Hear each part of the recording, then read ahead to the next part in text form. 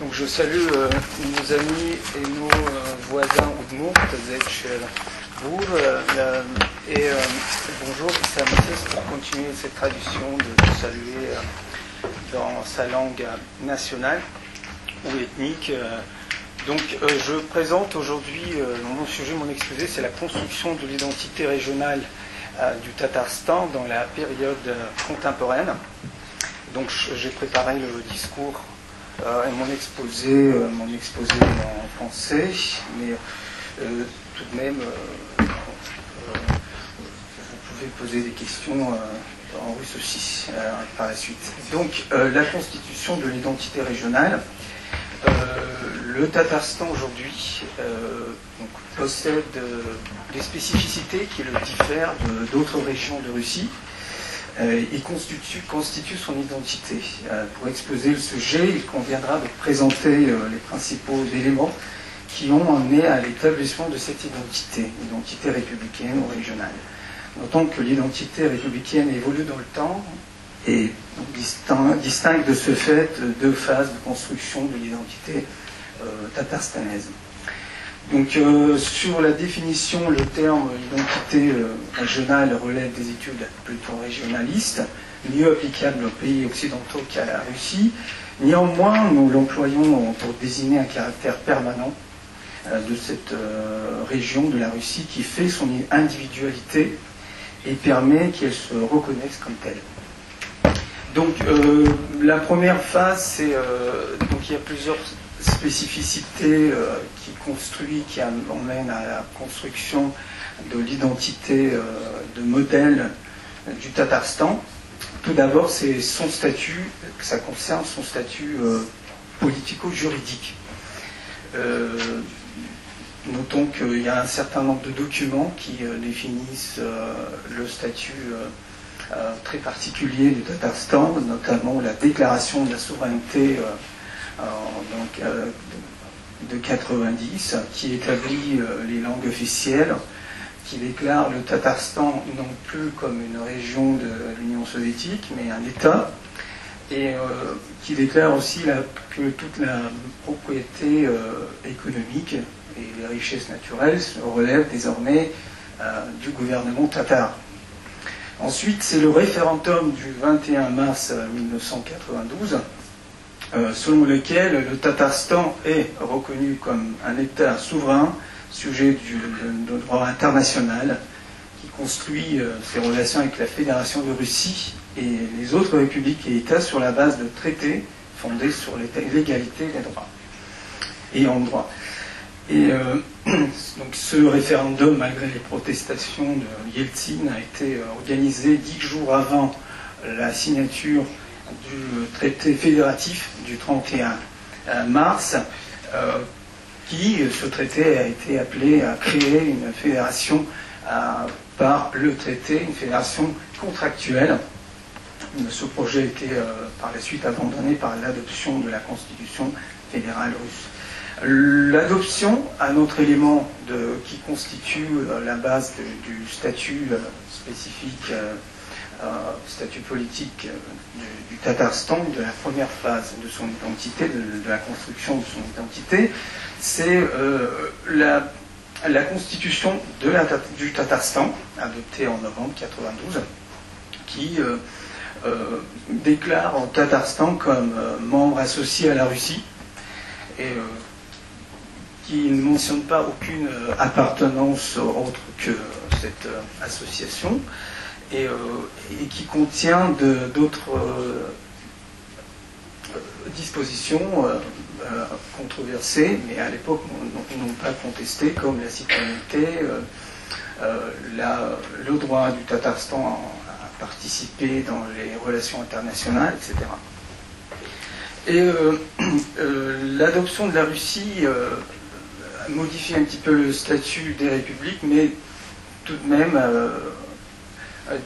fixe le statut des républiques en tant que les États qui possèdent un certain nombre de spécificités qui font que ces républiques ressemblent plus à des États. Mais le Tatarstan n'étant pas content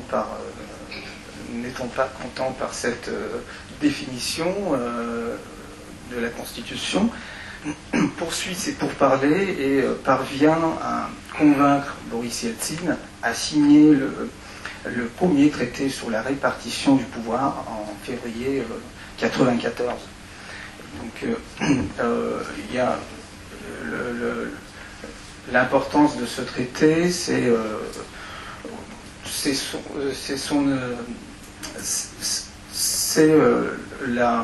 l'autonomie fiscale, en gros, selon laquelle une partie des recettes fiscales sont gardées par le Tatarstan, c'est-à-dire, on va y revenir,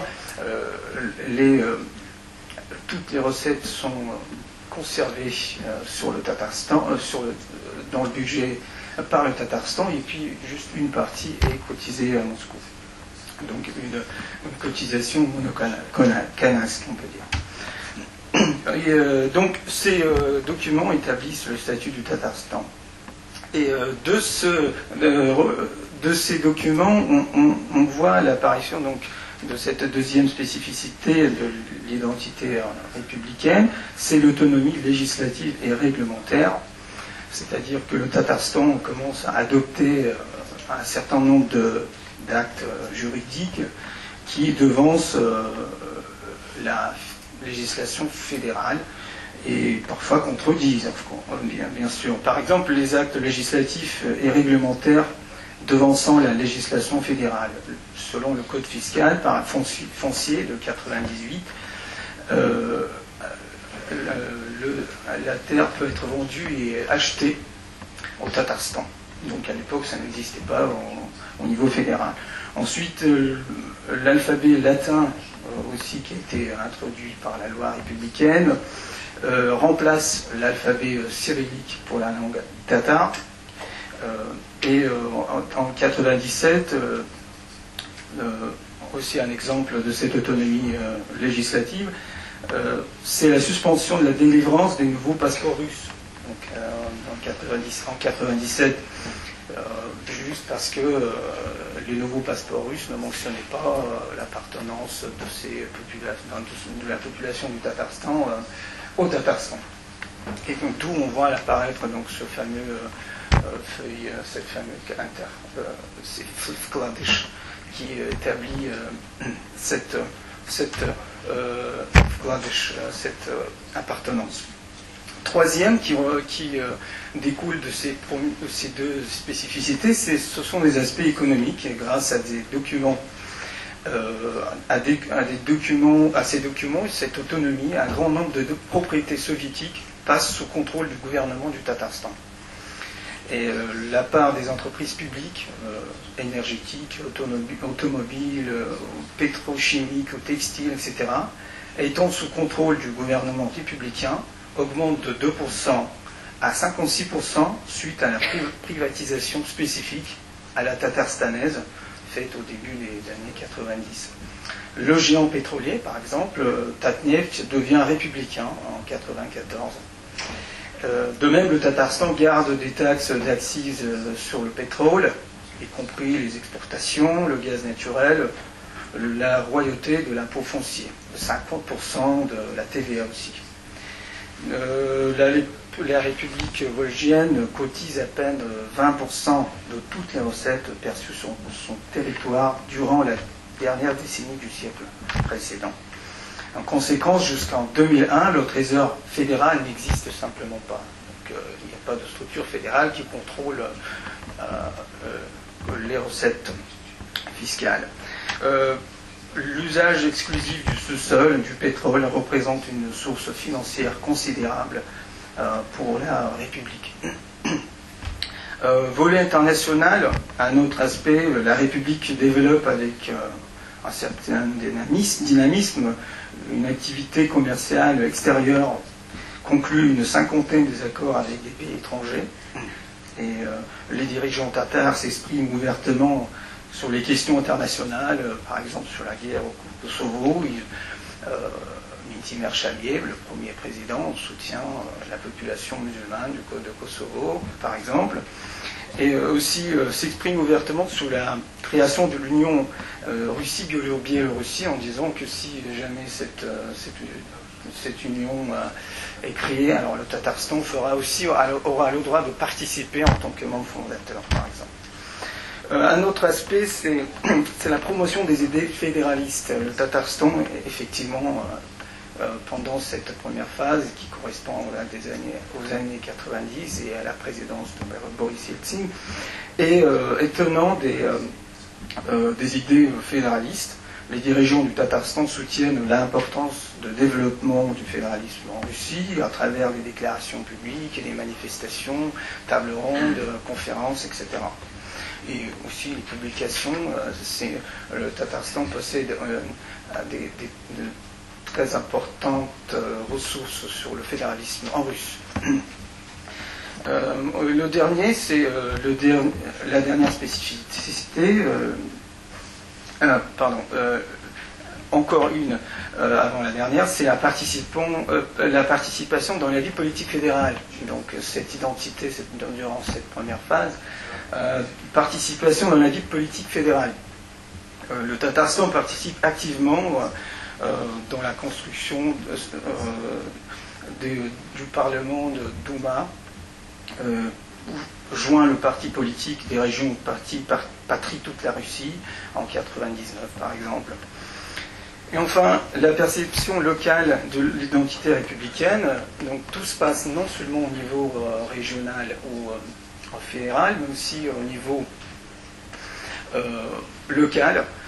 Effectivement, en 1994 par exemple, le sentiment d'appartenance chez les Tatars du Tatarstan et de la Russie en même temps, c'est 31%, plus le Tatarstan, c'est 58%, et de la Russie, 2,7%. C'est-à-dire que 58, presque 60% des Tatars, en 1994, pensaient la population tatare, et je reviendrai sur les chiffres de la population russe du Tatarstan. Donc ils se disaient qu'effectivement leur première identité c'est la République du Tatarstan. Concernant la population russe, russophone, non tatar, on va dire, ces chiffres sont donc 35%, 19 et 3 et 6. C'est-à-dire que 19% de la population russe 19% pensaient que c'est d'abord la Russie, puis ensuite c'est le Tatarstan. Donc l'ensemble de ces éléments constitue la première phase de l'établissement de l'identité régionale appelée modèle du Tatarstan, selon Raphaël Khakimov, ou le projet de souveraineté, selon Catherine Grainé, qui a fait un très bon ouvrage sur le Tatarstan, ou alors la corporation du Tatarstan aussi, c'est employé pour cette période-là. Deuxième phase, c'est le nouveau modèle du Tatarstan, avec l'arrivée de Vladimir Poutine à la tête du pays, marque le début de la recentralisation du pouvoir fédéral, l'affaiblissement des gouverneurs. Et dans ces conditions, le Tatarstan s'adapte pour garder son identité. Mais comment? Et qu'est-ce qu'il arrive et qu'est-ce qu'il parvient à conserver de cette période de souveraineté? Tout d'abord, sur le plan de statut politico-juridique, le Tatarstan s'aligne sur les réformes fédérales, mais tente de sauver ses fondements juridiques. Les dispositions constitutionnelles et le traité sur la répartition des compétences, par exemple, sont conservés. En matière de l'unification des législations, 91 des 259 lois du Tatarstan sont mises en conformité. Des dizaines des lois, par exemple sur l'activité internationale, le pétrole, la sécurité, sont simplement abrogées. Et le Tatarstan accepte cette harmonisation de sa législation plus facilement que les dispositions constitutionnelles controversées sur la souveraineté, la citoyenneté, par exemple. Et donc, les plus grands débats sont autour de la modification de la Constitution Et malgré la contestation du parquet général, Procuratura, les dispositions sur la souveraineté, la citoyenneté, la suprématie de la constitution tatare sur les lois fédérales gardent leur place dans la nouvelle rédaction du 19 avril 2002. On note bien que la Cour suprême du Tatarstan et la Cour constitutionnelle du Tatarstan prennent position en faveur des autorités républicaines, dans la plupart des cas. Et en dépit de pression, les dispositions formelles établissant le statut de la période de Yeltsin sont conservées. Une souveraineté de façade en échange de loyauté politique est la caractéristique importante de cette deuxième identité, de cette deuxième phase. Et les dispositions controversées sont reconnues contraires à la Constitution fédérale définitivement en 2004, mais la République ne se précipite pas à les corriger. On dit que c'est l'accord entre Vladimir Chaniev et Vladimir Poutine que le Tatarstan a su conserver ces dispositions controversées. La signature du deuxième traité, qui constituait il y a 10 ans la base pour le fondement de ce statut spécifique du Tatarstan, c'était le traité fameux, le premier qui a été conclu en 1994. Et donc le deuxième et le dernier, on va voir ce qui va se passer avec la Crimée, mais en 2007, un deuxième traité sur la répartition des compétences a été conclu.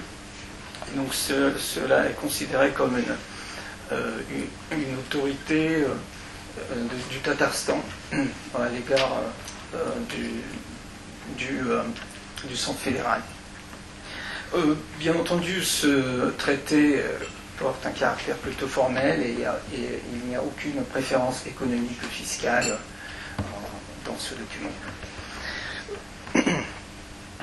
Mais il y a une référence très importante au premier traité et aussi qui, à son tour, fait référence à la déclaration sur la souveraineté et la première constitution. Donc, juridiquement, il y a toujours cette souveraineté qui existe sur le papier, même si les dispositions seront peut-être modifiées, mais le traité, il existe, il a été signé pour 10 ans.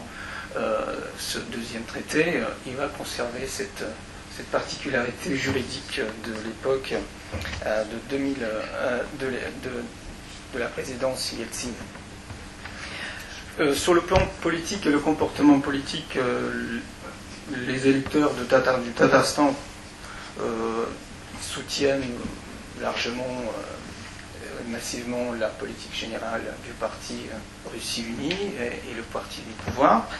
Par exemple, le parti du pouvoir obtient 77,8% lors des législations fédérales en 2011. La candidature de Vladimir Poutine obtient 82% des voix en 2012. Un autre aspect économique de cette nouvelle identité du Tatarstan, ce sont les aspects économiques. La consolidation du potentiel économique. Le Tatarstan parvient, à travers une série de mesures, de garder son contrôle sur des ressources économiques obtenues lors de la souverainisation. 2 démarches sont privilégiées par les autorités locales. Établir une liste des entreprises ayant une priorité pour l'économie et intégrer ces représentants du Tatarstan dans la direction des entreprises fédérales stratégiques. La société anonyme de type ouvert, Svyazhneftekhim, appartenant au gouvernement tatarstanais, contrôle une vingtaine des grandes entreprises industrielles de la République. Suite à l'application de la loi républicaine en 2002, dans presque 600 sociétés sont nommés 941 représentants de la République. de l'administration du président, du Parlement et du gouvernement. Un autre aspect, c'est le lobbyisme tatarstanais, pour lequel il est maintenant connu de plus en plus. Il parvient à garder et développer ses contacts étroits et directs avec le centre fédéral. Chaimiev Mintimer, le premier président, entre dans le bureau central du parti Russie Unie. Minifanov établit des relations de confiance avec Vladimir Poutine. Un levier très important, un aspect très important de ce lobbyisme, un instrument si vous voulez, ce sont les députés du Tatarstan à la Douma. Donc il y en a 15, et eux, ils sont appelés à attirer des investissements. Et il y a des réunions régulières à Kazan, durant lesquelles le président du Parlement tatarstanais, Farid Muhammedshin, demande des rapports de chacun de ces députés, combien d'investissements sous forme de participation dans les programmes fédéraux sont approuvés par le centre fédéral. À titre d'exemple, le Tatarstan parvient, ces 15 députés parvient à attirer en roubles, c'est 78 milliards de roubles en 2013. Ils sont tenus, donc ces 15 députés. Le Tatarstan participe dans la plupart des programmes fédéraux. Et donc c'est grâce à cette capacité de mener ce lobbyisme qu'il parvient à revenir une partie de ces recettes qui sont perçues sur son territoire. Mais tout de même, cette part des recettes qui revient, on va dire, n'est pas très importante.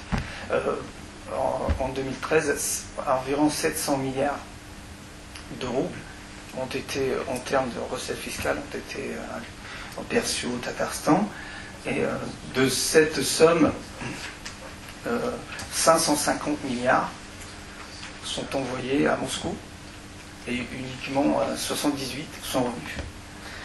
Donc ce chiffre ne change pas, donc c'est à peu près dans les 80 milliards à peu près. Voilà.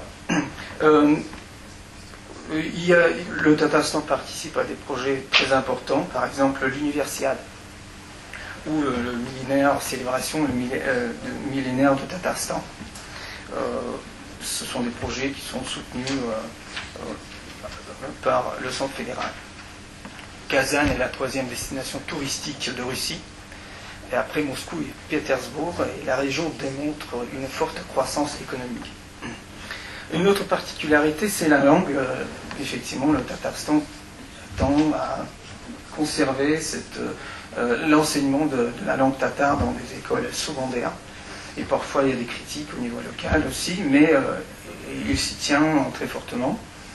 Et cela constitue aussi son identité régionale. Un autre aspect, c'est la solidarité entre fonctionnaires. Au jour d'aujourd'hui, il y a à peu près 10 000 fonctionnaires relevant du Tatarstan. Ce ne sont pas des fonctionnaires des organes du pouvoir fédéraux, mais républicains et locaux. Et on note cette solidarité incroyable entre ces fonctionnaires. Et entre eux, ils ont des codes, ils essaient de maîtriser leur langue tatar, et entre eux même d'origine, ceux qui ne maîtrisent pas très bien le tatar, ils essaient quand même d'employer des mots lors de leur discours, par exemple. Et il y a un certain nombre de programmes, des événements culturels sont organisés à Kazan ou au Tatarstan pour augmenter cet esprit d'équipe des fonctionnaires tatars. Et puis une autre spécificité, c'est l'appel à l'histoire. Le Tatarstan, autorités rappellent à chaque fois leur passé. Par exemple, ils ont essayé, il y a une célébration des 90 ans du fondement de la République soviétique socialiste autonome tatare a eu lieu le 27 mai 2010. Donc ce sont des événements, c'était une fête en fait, le 27 mai, il y avait des publications, des actes de colloques, des conférences, etc. Encore deux spécificités. Conformément au concept de la politique nationale du Tatarstan adopté le 3 juillet 2008, la République est le centre historique, spirituel du peuple tatar, où sont créées des conditions pour une consolidation économique et intellectuelle des Tatars. Et ce concept est appelé à renforcer l'identité républicaine. Donc ce concept n'a pas été contesté par Moscou. Et donc le Tatarstan soutient ouvertement des diasporas tatars à travers la Russie et le monde. Également, si on parle de la perception locale et reconnaissance fédérale, le Tatarstan est une région forte aux yeux du centre fédéral. Dans son discours récent, Vladimir Poutine admet par exemple: j'apprécie la façon dont le Tatarstan se développe.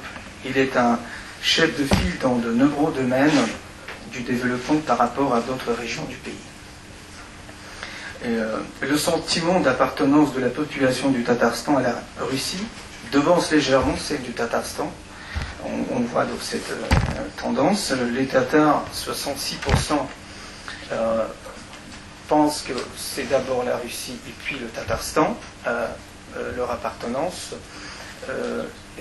Et pour les Russes, pour la population russe, c'est 67%, la Russie d'abord, et 61% le Tatarstan. La caractéristique principale de la construction de l'identité de deuxième phase est l'évincement des questions politiques dans les relations entre Kazan et Moscou, avec l'accent particulier sur le développement économique et la création de label républicain de Tatarstan, qui a été créé d'ailleurs en 2006. Voici les éléments qui constituent l'identité régionale du Tatarstan dans la période contemporaine. Le nouveau modèle est centré sur le développement d'une région forte dans le domaine socio-économique, portant les caractéristiques culturelles. Et voici donc ce qui diffère le Tatarstan d'autres régions russes. Je vous remercie.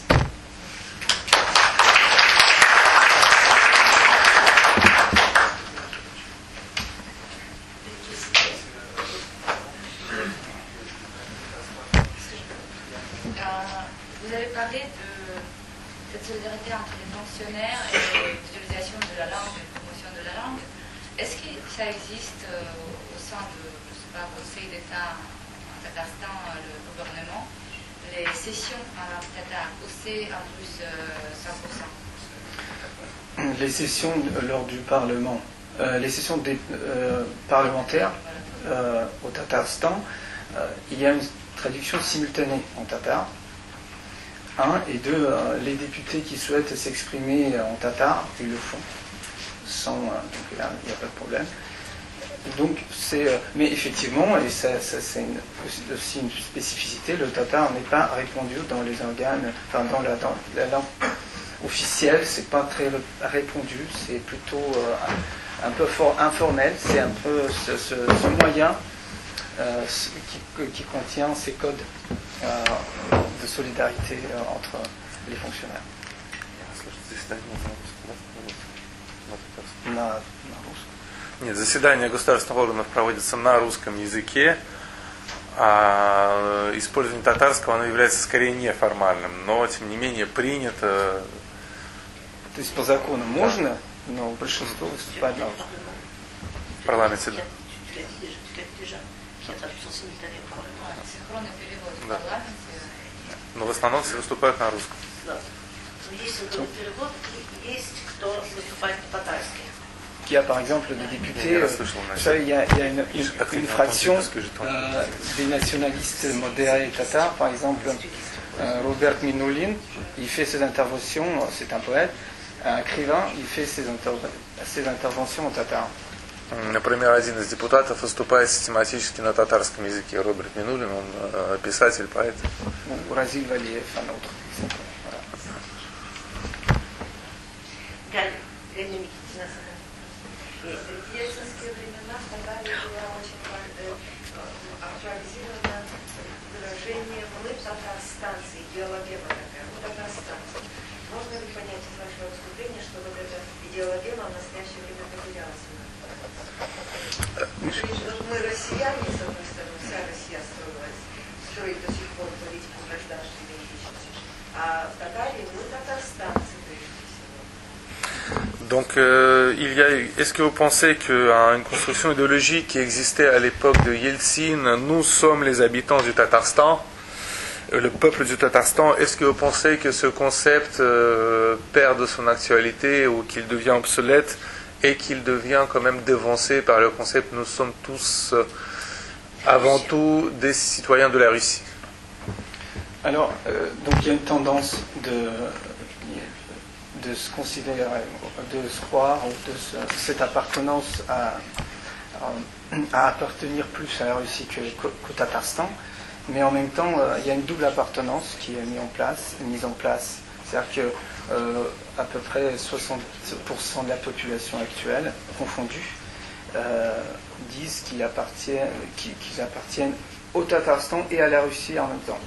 Donc c'est un peu ça, premièrement. Deuxièmement, le Tatarstan, ce qui est aussi intéressant,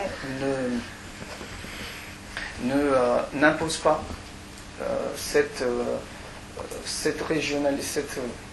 identité. Mais il crée des conditions dans lesquelles la population elle-même se considère comme une partie de cette république. À travers des manifestations culturelles, on voit par exemple, surtout dans le milieu rural, les fêtes de Sabantouy, par exemple, c'est une fête tatare qui sera aussi organisée ici à Paris très prochainement. On voit des drapeaux tatarstanais, mais on ne voit pas des drapeaux tatars, russes par exemple, surtout dans le milieu rural. Donc les gens, les langues courantes, ce sont les langues, c'est la langue tatare lors des Sabantouy en général. Donc c'est événement. Donc c'est-à-dire que l'État ne fait pas directement, n'impose pas, mais la population elle-même se définit comme la Татарстан. Я сразу на французском отвечаю. Да не, давайте я переведу тогда. Побольше. Это, наверное, уж на языке доклада, так мне на русский проще переводить быстрее. Да, существует на самом деле обе стороны. Здесь большинство населения соотносят, именно идентифицируют и как россияне, и как татарстанцы одновременно. Это около 60% населения, и русские, и татары вместе. Они себя относят к обоим образованиям. И надо сказать, что интересно, власти Татарстана не навязывают такую идентичность, но при этом создают все условия для того, чтобы население само себя так идентифицировало. Например, такой пример: культурные политики, праздник Сабантуй, традиционный татарский праздник, проводится как в городе, так и в деревнях, и там во время проведения праздника обычно вывешивают татарский флаг, но практически никогда не вывешивают флаг России. И, кстати, скоро, вот, например, будет Сабантуй проводиться в Париже. То есть, еще раз, и язык, который используется во время Сабантуй, это, конечно, татарский. То есть, еще раз, власти не навязывают эту идентичность, но при этом дают возможности для ее проявления. Ici, et ensuite, vous avez et mademoiselle. Je voudrais vous demander quelle est la vision du monde extra-russe pour le Tatarstan. Je dis ça parce que le Tatarstan est la seule région de Russie à faire une publicité sur les chaînes BBC, par exemple, qui est une publicité très intéressante sur. Alors, c'est pas venez manger du crabe ou boire des cocktails chez nous, c'est une publicité pour attirer des investissements au Tatarstan, et c'est la seule région de Russie qui fasse comme ça des publicités sur les chaînes anglo-saxonnes, la BBC, etc. Donc comment le Tatarstan voit-il l'environnement international au-delà de la Russie? Comment est-ce que c'est? как жители Татарстана воспринимают зарубежный мир, то, что за пределами Российской Федерации, например, это единственный российский регион, который активную рекламные кампании проводит на западных каналах, например, на BBC, и это рекламы не туризма в Татарстане, это в первую очередь реклама, направленная на привлечение инвесторов. А как жители самого Татарстана воспринимают зарубежье, как они относятся к нему? Sur le plan politique, les préférences politiques, c'est les mêmes goûts. Les Tatarstanais partagent cette confrontation avec l'Ouest sur le plan politique. Sur le plan économique, déjà la population ne participe pas dans des échanges commerciaux et économiques, c'est le gouvernement tatarstanais qui le fait. Et là, l'accent est mis sur les pays musulmans plutôt, pour attirer des investissements. Mais là, ce dernier temps, on voit l'intensification des contacts avec la Chine. Minikhanov, le président Rustam Minikhanov, il est allé il y a un mois, maintenant il est allé une deuxième fois avec Vladimir Poutine. Donc il y a des gros contrats qui ont été signés. Donc voilà, sur le plan politique, il n'y a pas de différence du reste de la population. Sur le plan économique, c'est plutôt l'attraction des investissements, avec un accent particulier du monde musulman, soit Malaisie, soit les pays du Golfe, etc.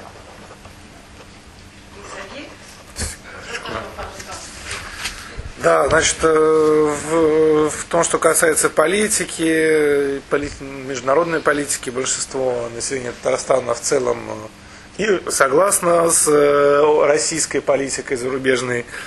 Власти также поддерживают, например, в том, что касается споров и противоречий с западными странами.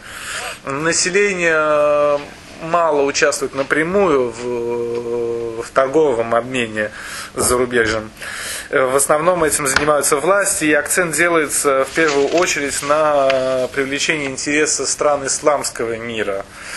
Но не только. Уже несколько лет наращиваются контакты с Китаем. Недавно недавно президент Миниханов ездил в Китай, потом он поехал туда второй раз уже вместе с Владимиром Путиным, было подписано очень много контрактов. То есть акцент делается на привлечение инвестиций. И еще раз, очень большой акцент делается на странах исламского мира, таких как Малайзия или страны залива.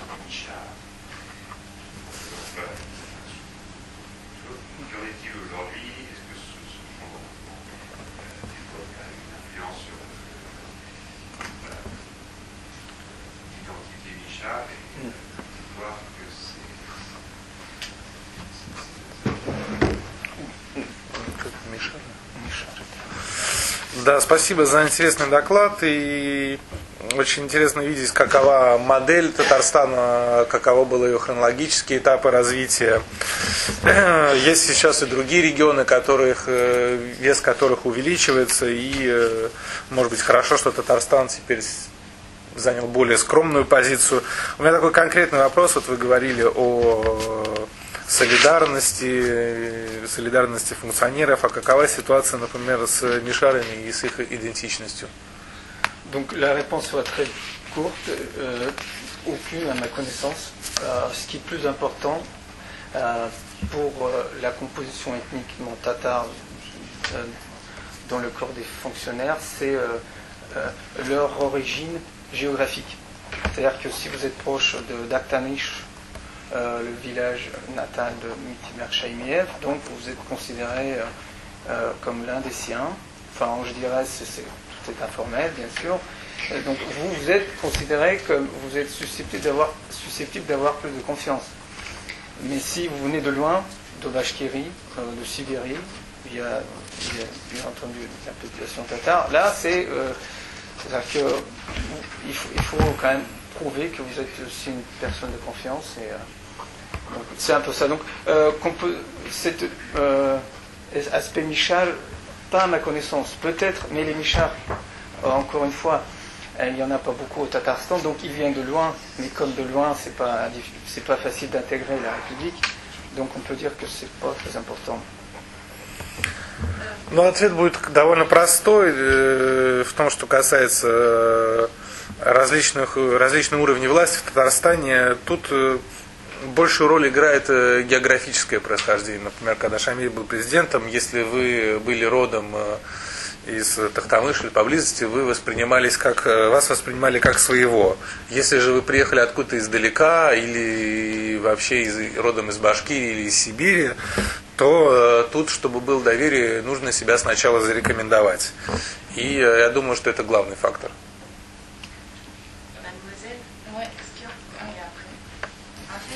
Il y avait un point, le centre des Tatars, c'est bien que c'est Tatarский общественный центр. Non, c'est en fait centre des Tatars selon le concept national d'identité. Moi, je voulais juste poser la question par rapport à cette construction d'identité tatare en tant qu'identité ethnique et les tensions dans la région de l'Ouest que ça peut provoquer. Par exemple, le 17 mai, c'est juste il y a une semaine, il y avait un Kurultai, 11e Kurultai de Tatarский общественный центр, qui est au centre de tous les Tatars, qui a dit que la position des Tatars en Bashkiri est tout à fait désavantageuse, ils n'ont pas l'accès à l'apprentissage de la langue, et donc ils ont posé la question, tenez-vous bien, d'organiser le référendum pour changer l'appartenance territoriale de ces régions où habitent les Tatars de façon compacte en Bashkiri, de faire ces terres maintenant aussi partie de Tatarstan. Donc, est-ce que ce sont des projets tout à fait fantasmés où il y a de vrais effets de cette décision comme Kurultai au centre des Tatars dans la politique régionale de Tatarstan et comment ça crée ou ne crée pas des tensions au niveau régional de l'Oka? D'accord. Вот каково, вот вы говорили о построении идентичности национальных татар, и хотелось бы узнать побольше об отношении к различным конфликтам и напряжениям межэтническим, которые иногда возникает в регионе. Вот, например, 17 мая было Курултай, собрание Татарского общественного центра, и там говорилось о том, что татары в Башкирии притесняются и не имеют доступа ко всем своим правам, например, к обучению на родном языке. И даже был поднят вопрос о проведении референдума о переходе некоторых районов о присоединении части Уфимской губернии с татарским населением к Республике Татарстан. Вот. Цитата. Содержится в одном из декретов ЦИК РСФСР от 1920 года, который является определяющим в данном юридическом. То есть они цитировали этот документ для того, чтобы поставить вопрос о референдуме. И вот вопрос, значит, насколько это вообще реалистично? Это просто пустые разговоры или это может иметь какой-то эффект политический? Le centre public tatar, c'est une structure qui vit dans le monde parallèle. C'est-à-dire qu'il n'y a aucun effet direct sur les politiques publiques du Tatarstan. Mais la structure qui représente le peuple tatar, c'est le Congrès mondial tatar. Donc c'est la structure officielle. Et donc ce qui peut être intéressant à écouter, c'est leurs déclarations. Alors les déclarations du centre public tatar, Bashkir, c'était pas à Kazan, mais c'était en Bashkiri, cette décision, c'est peut-être une façon d'attirer l'attention, mais aussi, comme là dans le contexte ukrainien, ça pourrait aussi peut-être avoir quelques incidences sur la position des Tatars. On le sait bien que même si les Tatars sont plus nombreux en Bachkirie que les Bachkirs eux-mêmes, ils ne sont pas. Il n'y a pas de langue tatare officielle en Bachkirie. Mais en même temps, concernant l'aspect on va dire les fonctionnaires, il y a plus de fonctionnaires tatars que bachkirs en Bachkirie. Il y a aussi une certaine mais ces liens ne sont pas de même, on va dire, la solidarité n'est pas la même qu'à Kazan ou au Tatarstan. Donc ces déclarations de son public, c'est quelque chose qui se passe quelque part, mais je ne pense pas qu'il y aura des effets positifs ou des conséquences réelles de ça. Ну, Татарский общественный центр – это организация, которая немного своей жизнью живет в таком параллельном мире. Главный орган татарского народа – это Конгресс, который является официальным органом. И их, конечно, интересно послушать о том, что они заявляют. Интересно, во-первых, в первую очередь надо слушать то, что говорит Конгресс. Это то, что имеет действительно значение. То, что говорит Татарский общественный центр, это, конечно, тоже интересно. Но это, во-первых, организация башкирская. Это заявление было башкирское. Да, это заявление Татарский общественный центр в Башкирии. Их декларации интересны, в частности, может быть, это все-таки стоит к этому прислушаться, учитывая, что в контексте того, что в Украине происходит, это может каким-то привести политическим процессам, иметь влияние. Но в целом я не думаю, что будет большое влияние. В частности, даже если татар больше в республике Башкортостан, чем башкир, татары представлены в органах власти Башкирии, и даже чиновников татар больше, чем чиновников башкир, даже если пропорция может быть меньше, чем население.